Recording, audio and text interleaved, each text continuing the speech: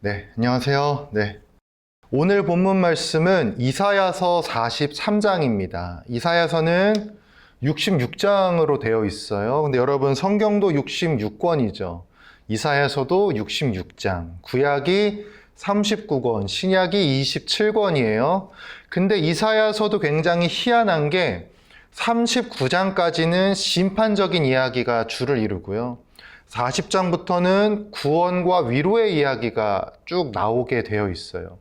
40장 1절을 보면 위로에 대한 메시지를 시작으로 하고 40장 3절은 그 유명한 구절 외치는 자의 소리여 이르되 너희는 광야에서 여호와의 길을 예비하라. 신약에서 이 말씀을 누가 인용하죠? 요한복음 1장 23절에 보면 세례 요한이 이걸 인용합니다. 이렇게 인용해요. 나는 이사야의 말과 같이 주의 길을 곧게 하려고 광야에서 외치는 자의 소리로다 하니라. 아멘. 참 희한하죠. 성경과 이사야의 구조가 너무도 딱 들어맞아서 신기할 따름이에요. 이사야는 조금 신비한 책인 것 같아요. 자, 오늘 말씀을 한번 보면 43장 14절 너희의 구속자요 이스라엘의 거룩하니 여호와가 말한다. 그 다음에 15절 나는 여호와 너희의 거룩하니요 이스라엘의 창조자요 너희의 왕이니라. 지금 하나님께서 내가 너희를 과거에 구원했었다. 그리고 이어 내용을 보면 앞으로도 구원할 거다라는 메시지를 오늘 본문 말씀을 통해서 주시거든요. 근데 하나님이 여러분 우리를 왜 구원하셨는지 한번 생각해 볼 필요가 있는 것 같아요. 오늘 말씀에 기반해서. 우리가 예뻐서 구원했다고 써 계셨나요? 아니죠. 그건 아닌 것 같아요. 하나님이 우리를 구원하신 이유는 오늘 1절에 14절에 답이 있는 것 같아요. 너희의 구속자요.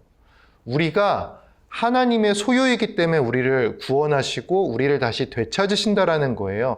우리가 하나님의 것이니까 하나님께서는 나의 것인 너희를 되찾겠다. 그 방법은 구원이다라고 하시는 거죠. 우리가 잘해서가 아니라 우리가 하나님의 것이기 때문에 그분이 우리를 자기의 소유로 여겨주셨기 때문에 우리를 구원해 주시는 거죠.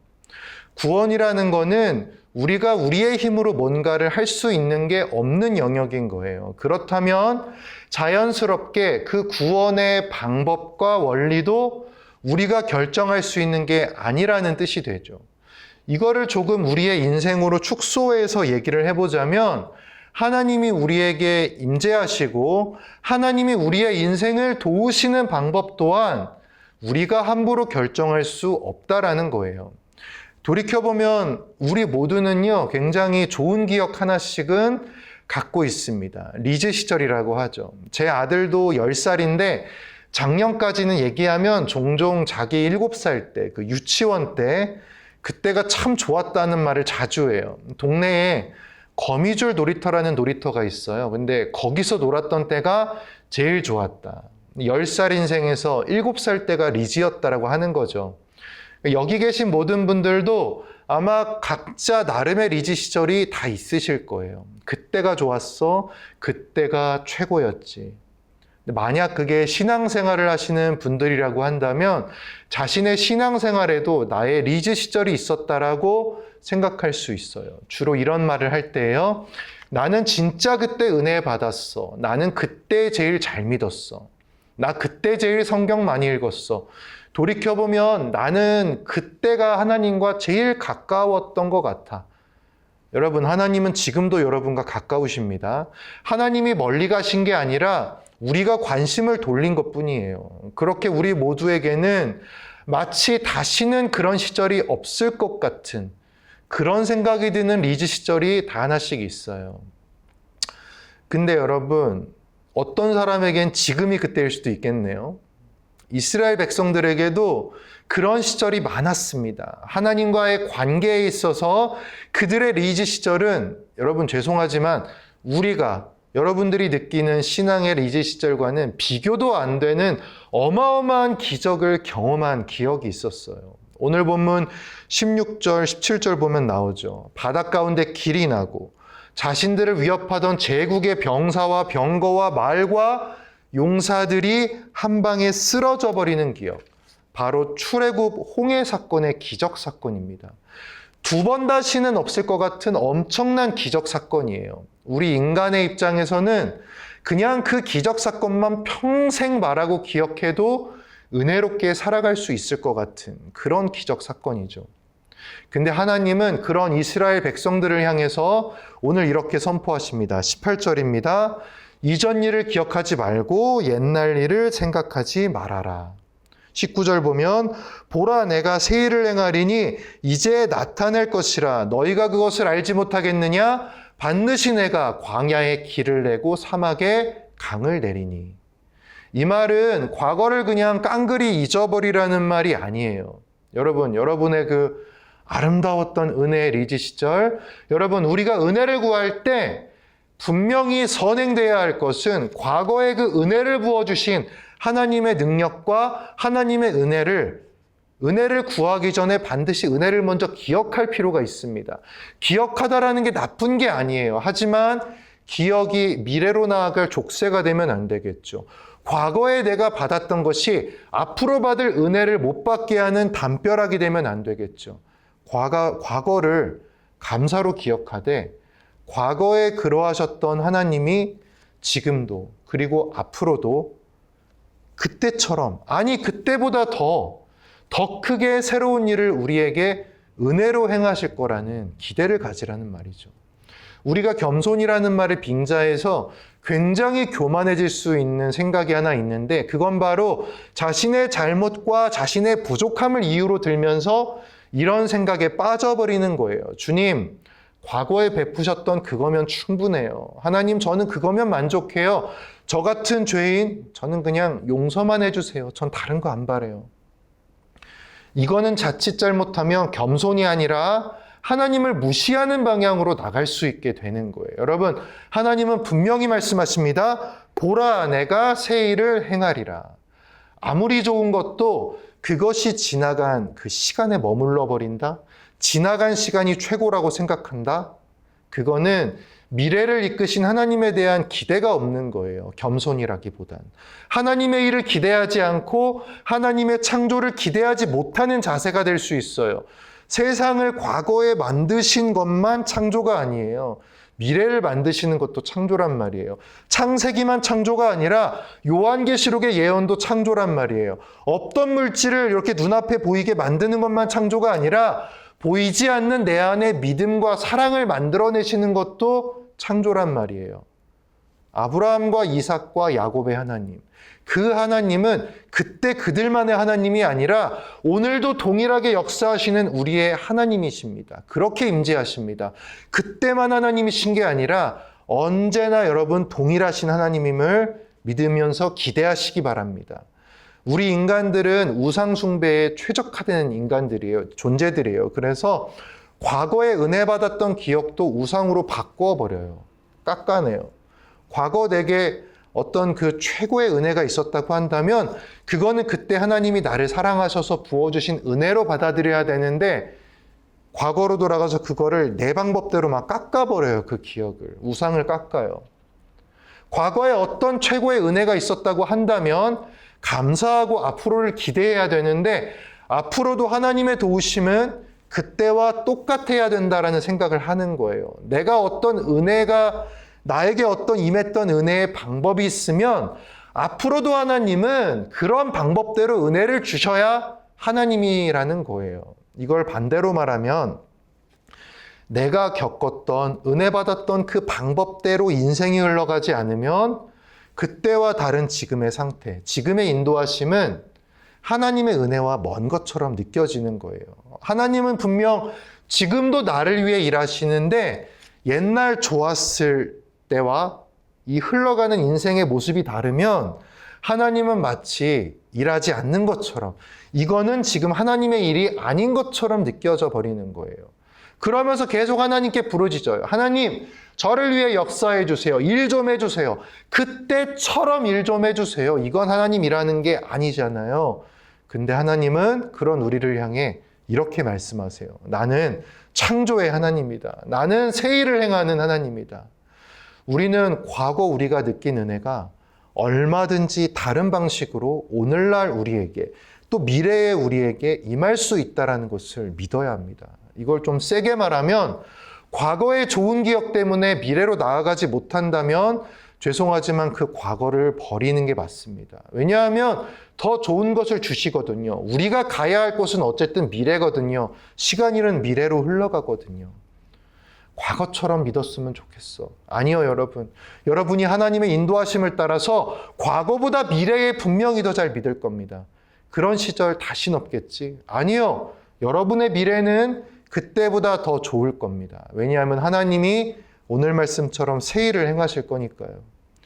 과거와 달리 지금 인생이 막힌 분들 계신가요? 절망하지 마세요. 하나님은 새 길을 내십니다. 과거에는 물 가운데 길을 내셨고 앞으로는 광야에 길을 내고 사막에 강을 내신다고 오늘은 말씀하고 계세요. 하나님이 내시는 길은요, 이전에 있던 길을 확장하는 방식이 아니에요. 하나님이 내시는 길은 이전에 직선이었던 길을 옆으로 틀어주는 그런 길이 아니에요. 하나님이 내시는 길은 없는 곳에 길을 뚫으시는, 없던 것을 새롭게 만드시는 역사예요. 막힌 벽 같은 현실의 문제에 계시다면 여전히 기도를 하고 미소를 짓고 있지만 그 마음 한가운데 막막한 벽 앞에 있는 것 같은 이 미소 뒤에 슬픔이 묻어나는 그런 미소를 갖고 있다면 어떻게 해야 될까요? 저도 그럴 때가 있거든요. 길이 보이지 않는 상황. 그럴 때는요, 내 힘으로 다른 길이 있나 찾지 말라는 거예요. 길 없어요. 옆에 사람에게 묻지 마세요. 그 사람의 길, 나의 길과 달라요. 나의 목적지가 있고 그 사람의 목적지가 있는 거예요. 그리고 그 사람도 헤매고 있어요. 그럴 땐 하나님께 기도하세요. 근데 부탁드리고 싶은 건 올바로 기도하셨으면 좋겠다라는 거예요. 말씀의 기초에서. 하나님을 허접한 잡신으로 생각하고 기도하지 마셨으면 좋겠어요. 요즘도 교회 다니면서 전보러 무당 찾는 사람들이 있다고 그래요. 절대 그러지 마세요. 신명기 18장에 보면 분명히 말씀하세요. 여호와는 그런 일을 용납하지 않으신다. 레위기 19장 너희는 신접한 자와 박수를 믿지 마라. 스스로 더럽히지 마라. 레위기 20장 남녀가 접신하거나 박수무당이 되면 반드시 죽여라. 근데 하나님이 여러분 질투나서 이런 말하는 거 아니에요. 허무맹랑한 아무것도 없는 가짜, 그런 악한 영들을 신이라 믿고 따르는 자녀들의 모습이 마음 아프신 거예요. 저 무서운 말씀의 끝에는 이런 선언이 있어요. 나는 너희의 하나님이라. 우리 아버지, 능력 있는 하나님이 계세요. 어찌됐건 안타까운 그런 신자들이 무당 찾아가 이렇게 묻죠. 어느 길로 가야 돼요? 제 길이 뭐예요? 어떤 길로 가야 제 길이 보일까요? 악한 영 귀신 나부랭이에게 그나마 힘 있는 놈들은 있는 길 중에 좋아 보이는 거 요로 한번 가봐라고 하겠죠. 그게 그들의 최대치예요. 하지만 하나님은 창조주세요. 그분은 없는 길을 만드십니다. 사막을 생명 넘치는 공간으로 만드실 수 있는 분이에요. 귀신에게 물으면 사막에서 도시로 도망치라고 하겠죠. 하지만 하나님은 말씀하세요. 네가 있는 그 자리를 살 수 있는 곳으로, 생명 넘치는 곳으로 내가 창조해 주겠다. 창조의 능력이 있는 유일하신 분입니다. 오늘 본문 보면 하나님은 사막에 물길을 내세요. 하나님은 사막에 사는 생명들을 쫓아내버리고 거기를 멋진 도시국가로 만들지 않으세요. 하나님은 사막에 사는 생명들을 다 죽여버리고 그 사막에서 살 수 있는, 감사하며 살 수 있는 존재들을 만들지 않으세요. 하나님이 행하시는 새 일은 그런 성격이에요. 기존의 우리를 포기하고 새로운 존재를 어떻게 하시는 게 아니라 사막 같은 삶을 사는 이들에게도 그곳에 생명의 강을 공급하셔서 광야를 걷는 인생들에게도 믿고 나아갈 수 있는 길을 만드셔서 열어주시는 것, 살게 하시는 것. 그게 하나님의 방식이에요. 그리고 가장 큰 강, 가장 큰 길이 이미 우리 모두에게 열려 있어요. 그 이름은 바로 예수 그리스도인 거예요. 아무리 훌륭한 삶도 반드시 한 번은 사막 같은 순간을 만납니다. 다 말라버리는 사막 같은 순간을 만나요. 그것은 바로 죽음에 이르는 순간이에요. 아무리 평생을 기름지게 마셔도 나의 모든 것이 말라버리는 사막 같은 순간, 죽는 순간이에요. 아무리 대단해 보이는 삶도 한 번은 광야 같은 순간을 만나게 되어 평생을 운전기사가 나를 운전해주는 멋진 삶을 산 것 같아도 더 이상 어디로 갈지 모르는 순간을 만나게 돼요. 광야의 순간, 바로 죽음을 맞이하는 순간이에요. 그때 예수님을 믿는 자들에게는 이전보다 풍성한 강이 흘러 들어옵니다. 그때 예수를 믿는 자들에게는 너무도 확실한 구원의 길이 열려버립니다. 우리 모두는 그러한 새 일, 구원, 이전에 없던 구원의 이름, 예수 그리스도를 믿는 믿음을 얻은 사람들입니다. 그것을 얻은 그리스도인들은 당당하게 살 수 있는 거예요. 우리의 미래는 영원하거든요. 믿지 않는 자들의 형통한 시간은 고작 4, 50년이지만 그리스도인들의 형통한 시간은 영원합니다. 예수를 믿는 여러분, 다가올 미래에 무엇이 두렵습니까? 예수님을 믿지 못하는 미래 말고는 무엇도 두려워하지 마십시오. 과거를 보며 살아가지 마세요. 그건 우리가 머물 곳이 아닙니다.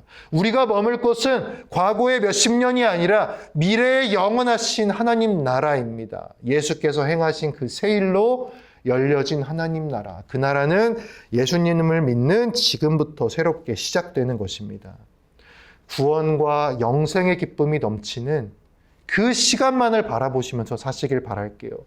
오늘 하루하루의 기쁨이 예수님을 믿는 믿음, 그것으로 얻은 영원한 하나님 나라에 있기를 바라겠습니다. 오직 하나님만을 섬기면서 하나님의 새 일을 기대하시면서 과거가 아니라 미래의 영원한 시간을 기대하며 꿈꾸는 그런 우리로 살아갈 수 있기를 우리 주 예수 그리스도의 이름으로 간절히 기도하겠습니다. 우리 함께 기도하겠습니다.